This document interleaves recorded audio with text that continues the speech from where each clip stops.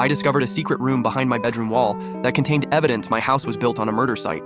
When I moved back into my childhood bedroom after college, Mom had converted it into a home office while I was away, but when I graduated without a job lined up, she grudgingly moved her desk back to the living room. "It's temporary," I told her, stacking boxes of my college stuff in the corner. "Just until I find something." She rolled her eyes. "That's what your brother said. He lived here until he was 26. The room felt smaller than I remembered. The walls seemed closer together, especially the one behind my bed. I'd always thought it was weird how my room was narrower than my brother's, even though they should have been the same size. When I was little, I used to press my ear against that wall, convinced I could hear something moving behind it. Mom always said it was just the house settling, but there was something about that wall that never felt right. Sometimes late at night, I swore I could hear whispers coming from inside it. After a week of job hunting, I was lying in bed scrolling through rejection emails when I heard it.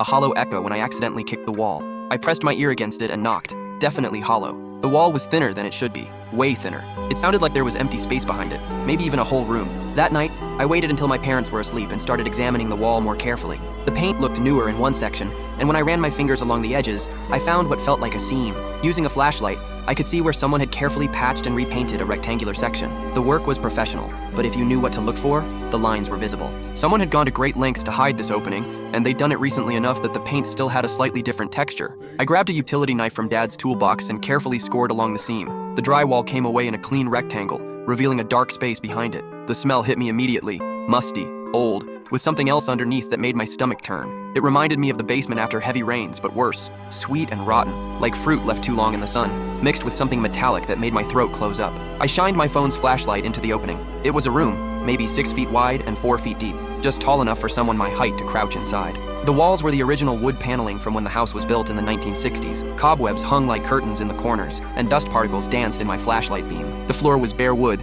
stained dark in several places. But that wasn't the strangest part. Scattered across the floor were dozens of old photographs, newspaper clippings, and what looked like police reports. I crawled inside, my knees scraping against the rough wooden floor, and started gathering them up. My hands were shaking as I read the headlines. Local woman vanishes without a trace. Search continues for missing mother of 2. Police suspect foul play and disappearance. All the articles were about the same woman, Delilah Reeves. She'd gone missing in 1987, just 3 years before my parents bought this house. The photos showed a woman in her 30s with dark hair and kind eyes. In several pictures, she was standing in front of a house that looked exactly like ours. Same porch, same mailbox, same oak tree in the front yard. The resemblance was uncanny, down to the color of the shutters and the pattern of the brick walkway. But it was the police report that made my blood run cold. The last known address for Delilah Reeves was our house number on our street. She had lived here, in this house, maybe even in this very room. I stared at the document, reading it over and over, hoping I was wrong. But there it was in black and white. Her address, her description, the date she vanished. September 18th, 1987. The same date someone had carved into the wooden wall behind me.